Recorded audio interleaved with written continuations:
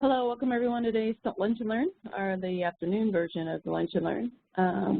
We have Dwight Taylor with us again doing the optimization of your Tableau Workbooks Part 4.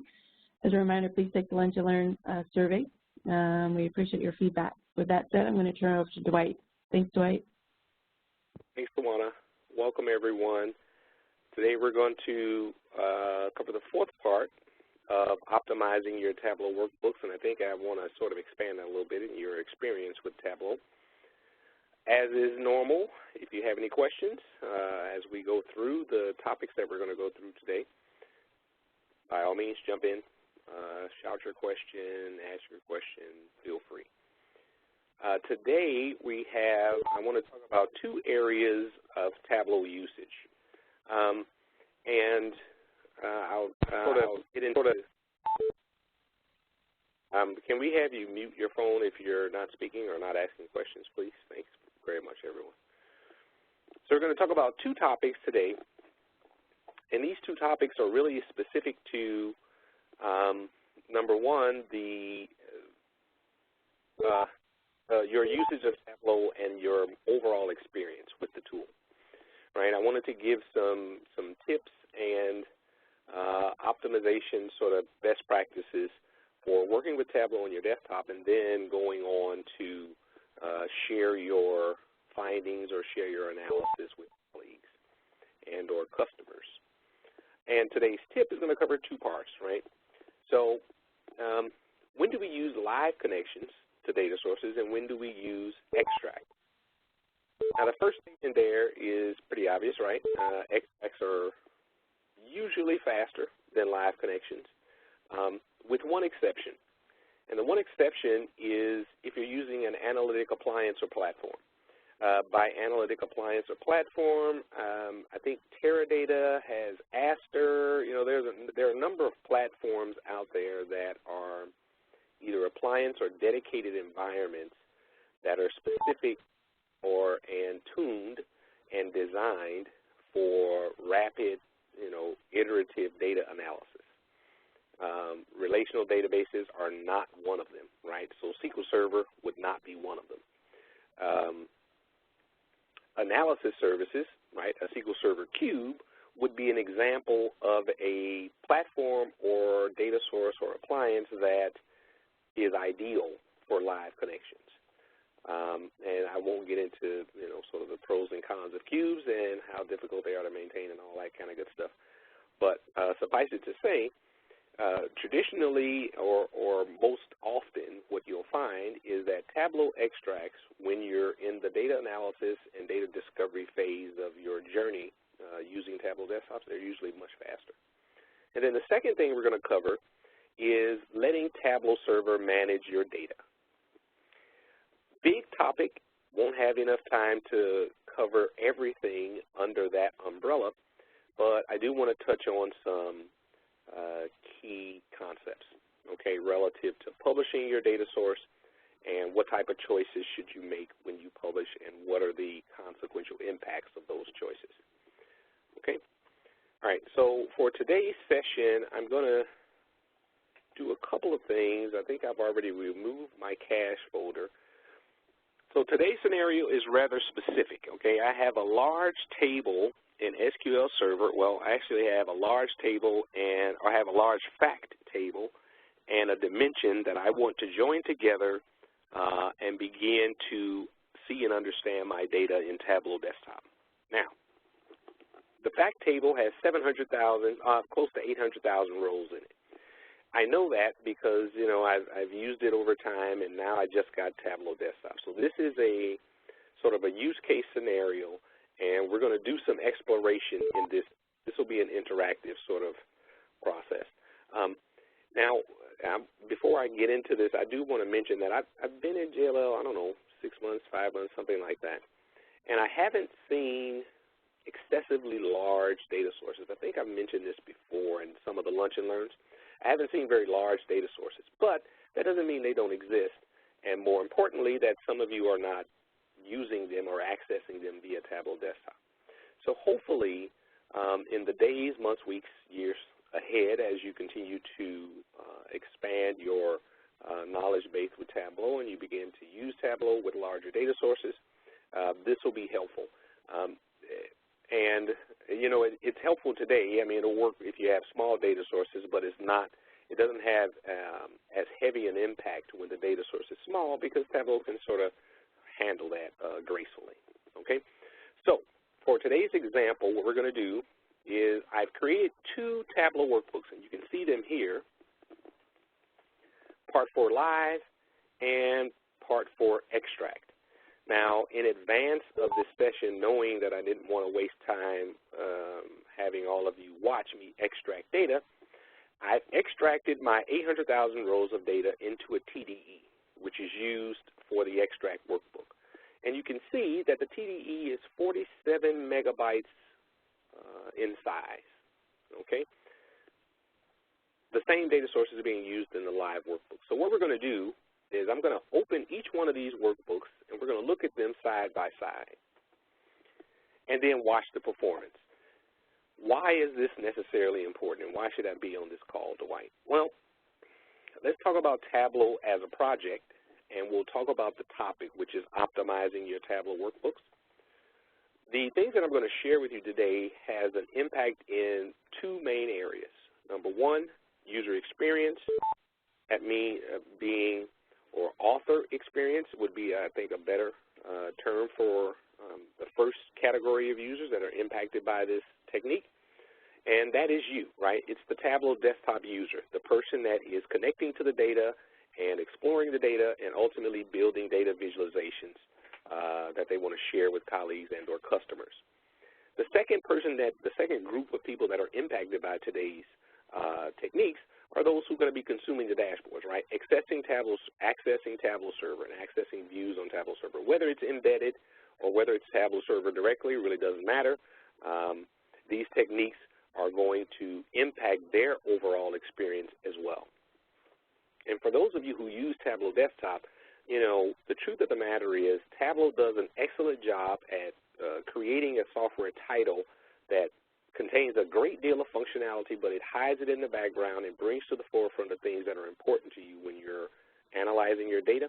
But there's nothing that can crush the usefulness, the user experience, and the adoption of Tableau Desktop than slow performance, right?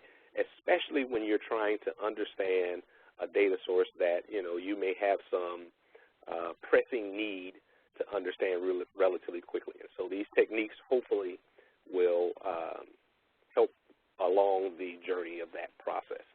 That's my goal today. So I'm going to resize these so they're right next to one another. The left is on the live connection is on the left. The extract is on the right. And we'll do some data discovery on this. And while we're doing this, the thing to note is how Tableau Desktop performs while we're doing the same activity using both types, right? So the first question that we're going to answer today in optimizing your Tableau workbooks and your experience is whether to use a live connection to your data source or an extract, right? So the first thing we're going to do is I'm going to look at the number of records. I'm going to double-click the number of records there, double-click the number of records. Now, that was pretty much instantaneous for both data sources. No performance, no significant difference in performance. That's good. The next thing I'm going to do is I'm going to take a calculated field that actually, oh, by the way, side note for any of those of you who may not be aware, Tableau, when you look at the Tableau repository or Tableau usage data, it's always stored in UTC format. And so if you're in the Central Time Zone, and I realize everyone on the call is not in the Central Time Zone, but I'll pick on those who are in the Central Time Zone. If you're in the Central Time Zone, you want to subtract 6 hours from the timestamp so that you get times that are relative to your time zone. And likewise for, you know, -6, -8, -4, whatever your time zone is, you have to adjust the time when you're looking at Tableau Server usage data. And most of the data sources, when they become available, will have those fields in there. All right, that's just a side note. So I'm going to take a calculated date field from my live data source, and I want month and year. That's what I want to see. So I'm going to drop it there in my live data source, and I'm going to drop it there in my extract. No performance degradation, right? Everything is performing pretty good. Take number of records, drop it there, and take number of records and drop it there. Pretty much no performance degradation. Now what I'm going to do is actually divide this visualization up by the type of events that are occurring. So I'm going to take I mentioned, the query that I'm using at the beginning of the session. We're joining two tables together. This is the fact table, and then here's the dimension table. I'm going to take name and just drop that on rows. I'll do it there, and I'll do it there. Now, I don't know if anybody saw that, but there was a significant difference in the performance between the two data sources, and it was about almost double. In order to really demonstrate it, I'm going to take a different dimension. I'm actually going to take details, drop it here, pick the number, buddy. Then I'm going to take details and drop it here.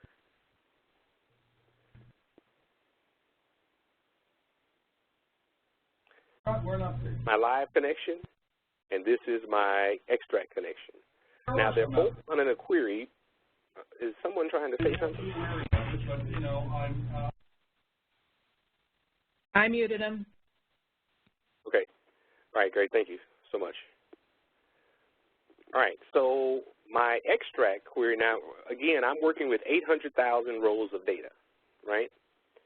And so my extract data came back with its result, and my live data was still running. And I started the live data first, which means it is performing significantly slower than my extract performance. This is important because as you're doing data analysis, that query window, and depending on some of the techniques that you use, in our previous session I mentioned creating calculated fields at the atomic level, text values, and I'm going to create a calculated field to actually demonstrate this in my next example. But when you're using a live data source, every time you change your view, every time you add something to the view that was not there, let's say we add worker to detail, I'll do it in both views. Every time you change your view, Tableau has to go back and query the live data source. The difference between the two approaches is that when you use a data source that's live, the back-end data source and the performance of that data source you're beholden to. And so, for example, in JLL, and I'm going to use a SQL Server example since that's the server that I'm using, the place where this database lives is actually a shared SQL Server database, which means my database is on it, and I'm using it, and somebody else's database is on the same server, and they're using it. So we're using a shared resource. When you're doing data discovery for an optimal experience, especially when you have data sources that are moderately large, and I'll make a comment about that in a second, you can speed those things up when you take an extract. Now, this is taking a significant amount of time, but here's the difference between these two extracts. Here's another significant difference. When you use a live data extract, Tableau has a challenge creating caches, a cached copy of the data on your local computer. The reason it has a challenge creating a cache copy is because when you connect to a live data source, there's the potential for the data to change in the data source, right, when you don't take an extract.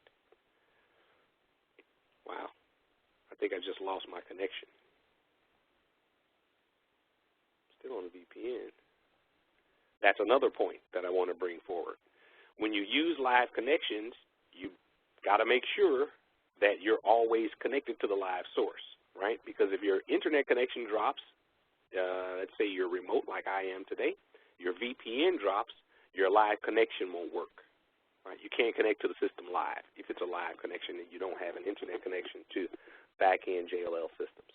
So that's another advantage. So there's performance, and then there's also the ability of Tableau server to cache results. So, for example, if I close this workbook, which I'm actually going to do, I'm going to blank out this page. I'm going to save this workbook, close it, and reopen it. There's a cache on my computer in my caching folder that has captured the work that I did using my extract. And when I reopen Tableau to actually begin to start performing my analysis again, the cached version that has been saved on my computer is going to be used. With a live data source, Tableau doesn't have the luxury of optimizing your experience by leveraging the cache because it's a live data source, right? And so if we're talking about optimizing your experience in Tableau, using extracts go a long way, okay? Detail, yes, and then we'll pull in our worker. Let's see. The next thing are there any questions there? And I'm curious to whether those of you who are on the call, has anyone ever, faced this sort of conundrum of whether to use a live or extract, and, what type of questions you had around that decision-making process? Anyone? If not, we'll move on. Hey, Dwight. This is Renee. During the onboarding process, I always encourage people to use extracts simply because the data isn't live from the data warehouse anyway. Okay. It's refreshed nightly, so as a best practice, we try to push people to use extracts. Great. It's a good recommendation, and the only time that I would caution that blanket recommendation is when the data becomes extremely large, right? I mean, when you have a data source that's 100 million rows of data, creating an extract is good if you can get the extract created. The problem is, how much resources it'll take on the local laptop to actually create the extract. That's part of the challenge, okay? And so, in general, I usually recommend that users recommend that they create extracts, especially during the data discovery and data analysis phases, because it will speed up your time that it takes Tableau to actually do things.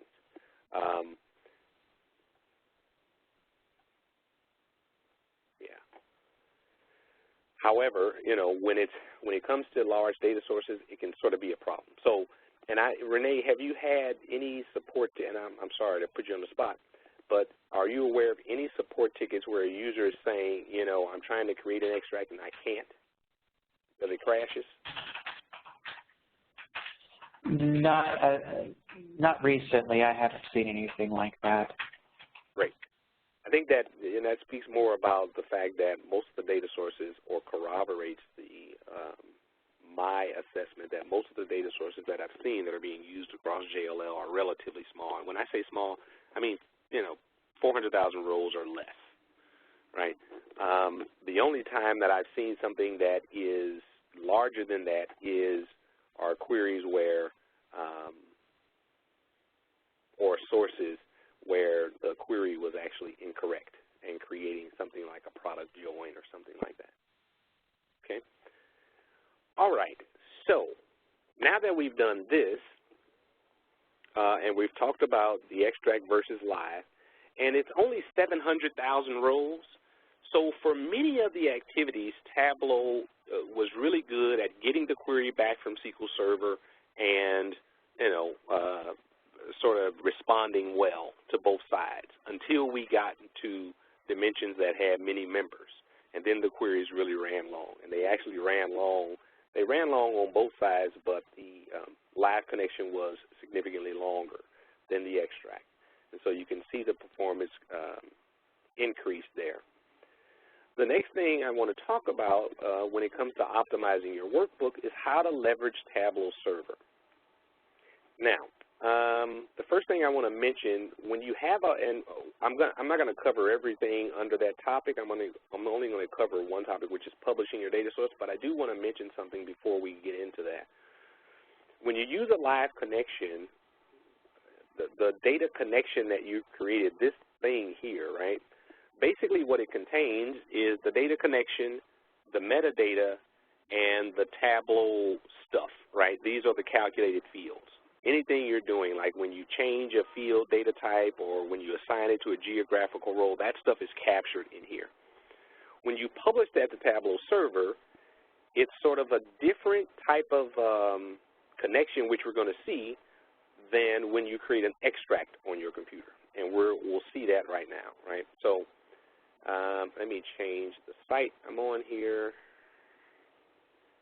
Use one of our test sites.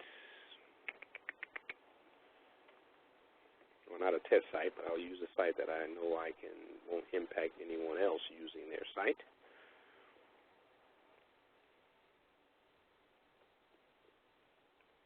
And what I want to talk about is the options that are in the publish window, and depending on the type of data source that you have. So from the server menu, I'm not going to choose publish workbook. I'll talk about that before we end the session. I'm just going to publish the data source, right? So I want to open up the data source window for both of these workbooks, and then talk about the options that are there. So I have publish, I have my publish data source window open. The tags, of course, everyone knows what tags are, or if you don't, these are terms that you can use that are searchable on the Tableau server for this particular data source. Let's call it, we'll add an events tag, and we'll add event type. These are just, sort of identification markers. So if somebody wants to search for events, the data sources that, have event in them, they'll be able to locate them if you add these type of tags. Type. Yeah.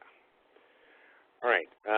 Permissions, won't go over that. What I do want to talk about is this window, okay, in each one of these. So you can see we have a live connection. You can see the server here. And there's only two options, right?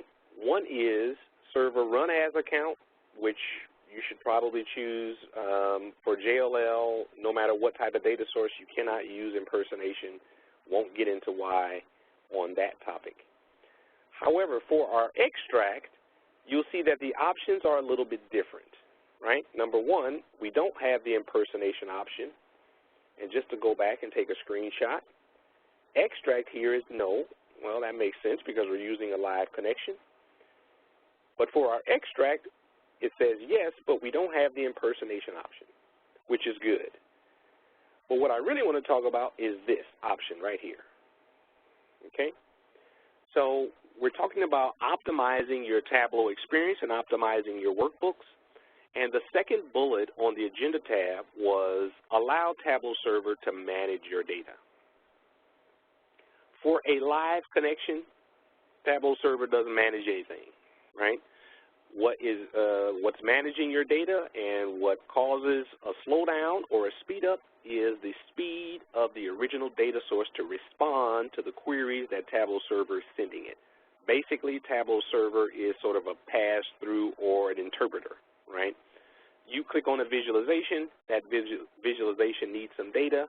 Tableau server kind of converts your request or the visualization that you're requesting into a query for the data source, sends it to the data source. The data source then crunches the query, returns the results, Tableau displays it to you.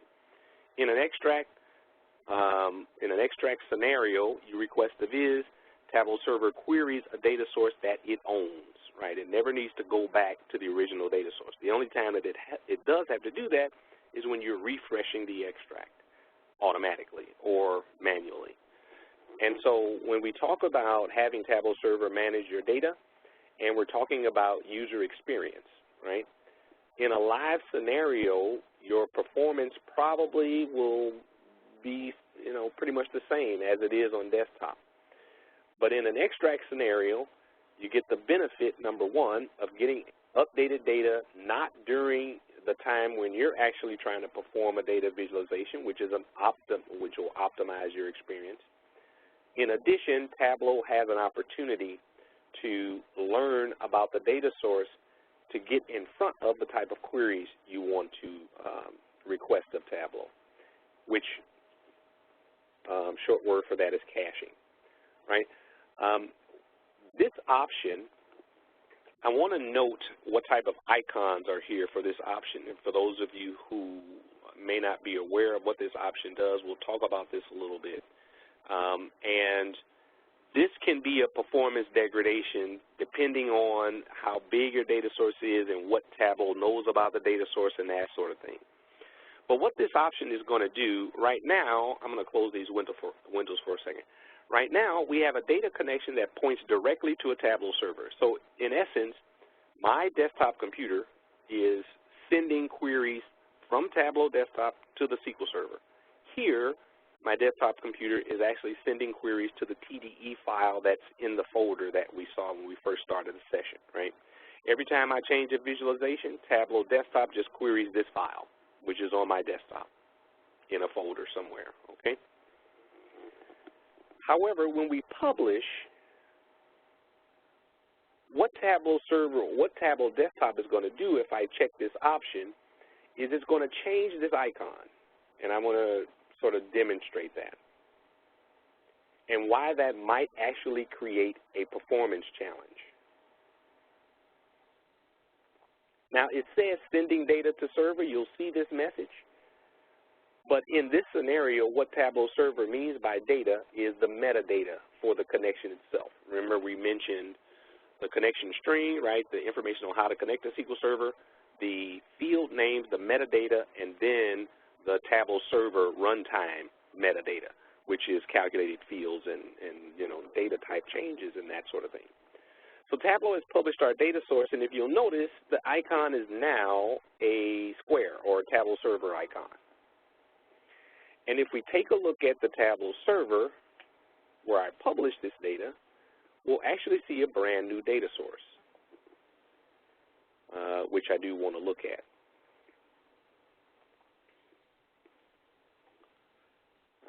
Let's see, usage, right? Yeah.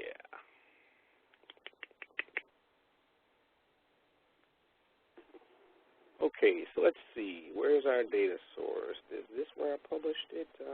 Yeah, here we go. Historical event live. So we can see it's a connection to SQL Server, and it says no, not embedded in connection, the authentication scheme. And that's because it's a live data source. And when we published, if you remember, what we actually chose in our publish window was the server run as account. So essentially, every time a user requests a visualization, if we publish this dashboard, Tableau server is going to use the account that Tableau server runs under to query the SQL server, which means, by the way, that that account needs access to the SQL server. And a couple of you probably have run into that challenge so far. We won't dig into that. So we're going to publish this data source with the same option. Okay? Update workbook to use as a published data source. And what Tableau server does is remove this connection. And under the umbrella of optimizing your Tableau workbooks, this can be, and you can see how long this actually send data to server is taking, right? Because this one is sending the metadata and the actual data, which is 49 megabytes. Switching your data source to a Tableau server data source can actually be problematic, which is the reason I wanted to bring up that checkbox under the context of optimizing your Tableau server workbook, your Tableau workbook. For example, if you have a local extract on your computer, it doesn't matter whether you're connected to the internet or not. Your data analysis and your data discovery activities can be conducted unimpeded, whether you have an internet connection and a VPN connection or not. However, if you choose this checkbox, whether it's live or it's extract, and then I'm not going to turn off my VPN because if I do, it'll break the sharing screen. But if I lose my internet connection, now I can't work in my Tableau workbook at all, period. Because for both of these data sources now, when we begin to make changes, Tableau server is actually going back, and let's choose a different, let's choose action type. I haven't chosen that one yet. So I'm using a live connection that's actually going through the SQL server and replacing some things, right? So this one not instantaneous. This one, pretty much instantaneous, right? Let's go back and pull details and see what happens with detail now. So I'm replacing the action type with detail, and, you know, we can see what Tableau is actually doing. And it's calculating this information on the Tableau server, right?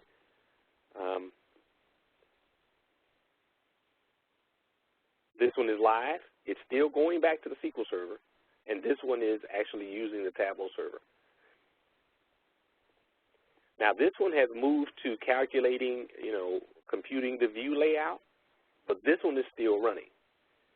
And essentially what this is telling you is this view is waiting for SQL Server to respond. Now it's gone to, you know, computing the view layout for the dimension that we've asked. And so when you use these data sources and you publish your, whether you use a live or an extract, so we can see that, you know, this one has come back. The extract that we're using has come back. It's operating quite faster than the live data source. And we only have 800,000 rows. You can imagine the difference, right? You can extrapolate the difference in performance if you move from 800,000 to 5 million, 2 million, 10 million, right? So when we talk about optimizing your Tableau workbooks, there are some techniques that we recommend. And so here are those techniques. If you're in the data discovery and the data analysis phase of, you know, sort of creating a dashboard, we recommend extracts. Now, if you have 100 million rows of data, although we recommend extracts, I'm going to sort of bag out of these changes so I can get back to my local extract. And by the way, if you remain in your Tableau session, you can sort of undo a lot, right? So we're getting back to, you know, connecting to Tableau server data extracts. So now we're back to a live connection directly to SQL Server and, you know, the TDE on the local file. When you're in data discovery and data analysis and, you know, you want performance, let's say you have 100 million rows of data. Well, you don't necessarily have to create a TDE with 100 million rows of data. Chances are you could probably do your data analysis and your data discovery without all 10 million rows, right? So at that point, you can create an extract, but in addition to creating an extract, you filter your data, right? You create an extract filter. And so we can, let's say if we add created date, right? We can pull, let's say we pull the last 6 months of data, right? Instead of pulling all rows, we're going to just pull the last 6 months. That'll create an extract. It'll create a nice, healthy sample. And if you have, I don't know, if you have 10 years of data, maybe you pull the last 3 years, most recent 3 years of data. That'll recreate an extract and a sample of your overall data and also give you a data set that is performant on your local computer. You can do the same thing with live, but remember, if you do it with live, every time you change a visualization, that filter query is running against your live data source, right? So you have to filter the data first and then do whatever sort of responsive query Tableau is sending based on the visualization that you're building. I think these two topics, whether to use live or extract connections, is relatively significant. I think I've covered them with the things that I wanted to share today. And I haven't heard any questions, so if there are questions, you all don't hesitate to let me know. Filtering my data for 6 months reduced my data set. It didn't significantly reduce it because I only had like 8 months of data. So it reduced it from 800,000 to about 750,000. And if I did, last 3 months, last 2 months, we could get some significant increase or decrease in the amount of rows that we have. But so hopefully that was helpful. And once again, I do realize that most of you have small data sources, and so this has not become an issue.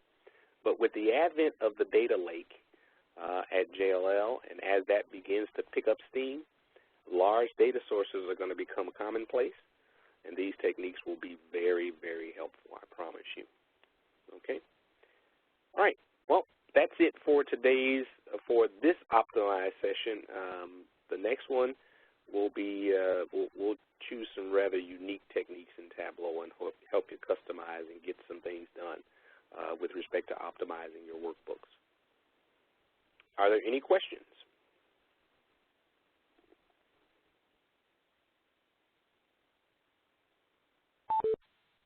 Well, I can't believe there's no questions. Well, I think, this one is a topic that I'd like to cover with all Tableau users, but, the reality is if you really haven't encountered large data sources, it's sort of blah, right? I don't have that problem, in other words.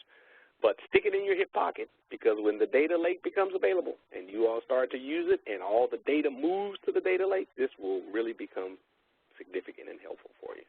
Okay? Well, thanks, everyone. Thanks, Tawana. You're going to stop the recording, is that right? I'll send the, yeah. I don't want to send these